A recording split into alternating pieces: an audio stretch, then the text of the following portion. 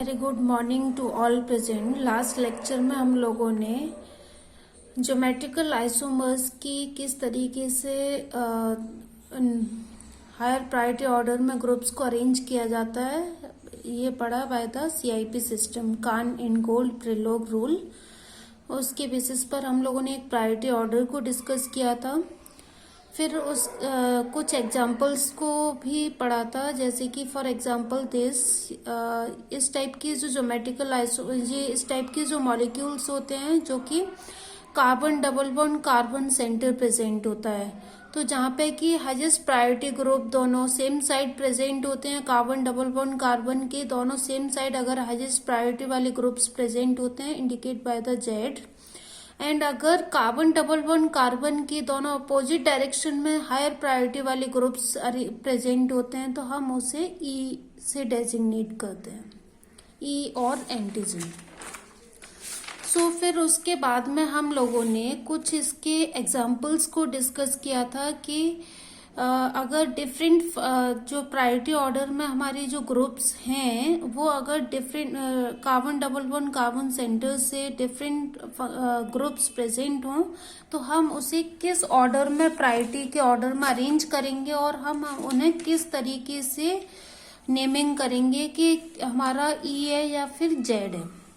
ये सारे मॉलिक्यूल्स को डिस्कस किया था। देन उसके बाद में today we will discuss the geometrical isomerism due to carbon double bond nitrogen. Carbon double bond nitrogen में मैंने बताया था कि ये ज्यादातर वो मॉलिक्यूल्स शो करते हैं जो कि जहाँ पे कि सेंटर में carbon double bond nitrogen present होता है, just like aldoxime, ketoxime, phenyl hydrazones etcetera. इस टाइप के जो नाइट्रोजन कंपाउंड्स होते हैं ये बेसिकली क्या होते हैं कि नाइट्रोजन की 3 वैलेंसी होती है। 3 वैलेंसी प्रेजेंट होने की वजह से ये कोप्लेनर स्ट्रक्चर नहीं हो पाता इसकी तरह। कार्बन डबल बॉन्ड कार्बन की तरह ये कोप्लेनर स्ट्रक्चर नहीं बन पाता। 2 वैलेंसी तो नाइट्रोजन की इस तरीके से हो जाती हैं और एक वैलेंसी राइट हैंड साइड पर निकली हुई होती है। तो इस तरीके से ये क्या होता है कि नाइट्रोजन की कोप्लेनर वैलेंसी नहीं बन पाती। तो ये कुछ एल्डोक्सियम्स और कीटोक्सियम्स एग्जांपल्स हैं जो कि ज्योमेट्रिकल आइसोमेरिक फॉर्म्स शो करते हैं, क्योंकि ये 2 फॉर्म्स में एग्जिस्ट हो सकते हैं इसीलिए।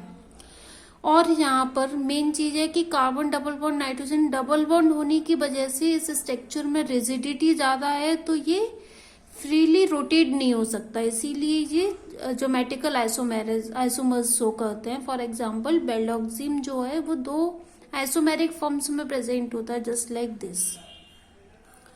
फिर हम लोगों ने ऑक्सिम्स का नोमेनक्लेचर किया by the syn and anti system के थ्रू। जब भी हम हायर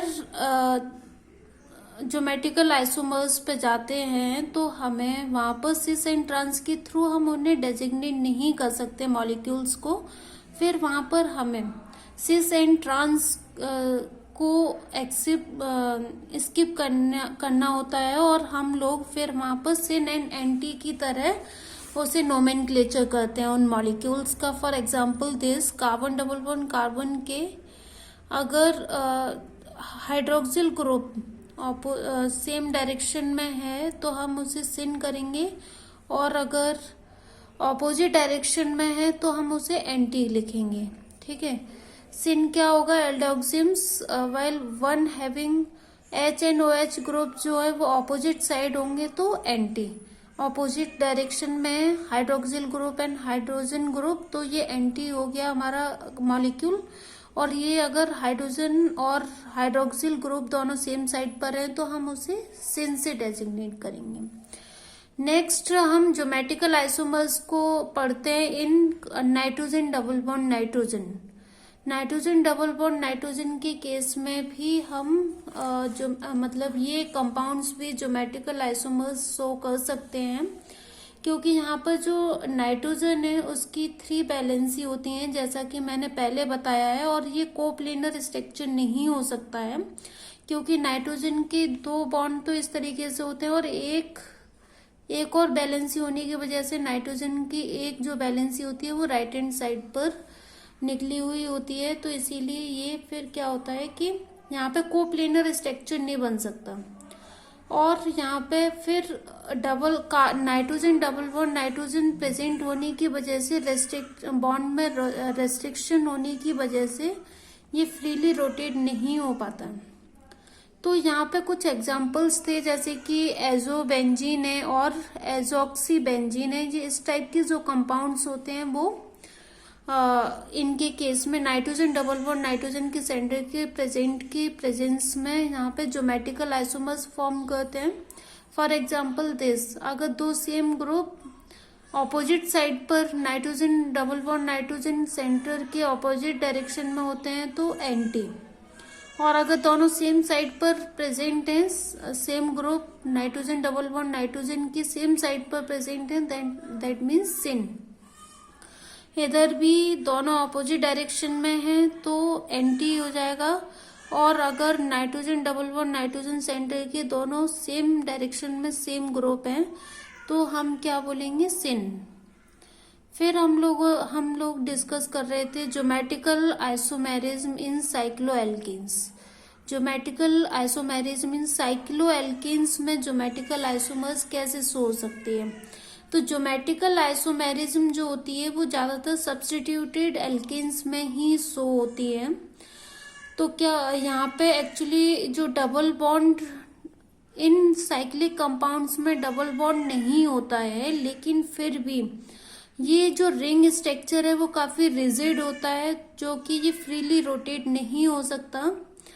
रिंग के चारों तरफ ये फ्रीली रोटेट नहीं हो सकता है, इसीलिए ये ज्योमेट्रिकल आइसोमर्स शो करते हैं। साइक्लोएल्केन जो है वो मोस्टली साइक्लिक रिंग जो होती है वो प्लेनर होती है, जैसे कि हम लोगों ने nitrogen double bond nitrogen and carbon double bond nitrogen group को डिस्कस किया, जो कि ये कोप्लेनर नहीं हो सकते ये वाले कंपाउंड्स। लेकिन ये जो साइक्लिक रिंग स्ट्रक्चर्स होते हैं ये प्लेनर होते हैं, और इसीलिए ये ज्योमेट्रिकल आइसोमेरिज्म शो करते हैं। और इनकी ये डबल बॉन्ड प्रेजेंट ना होते हुए भी ये रिंग स्ट्रक्चर्स जो होते हैं वो काफी रिजिड होते हैं, जो कि ये फ्रीली रोटेट नहीं कर सकते।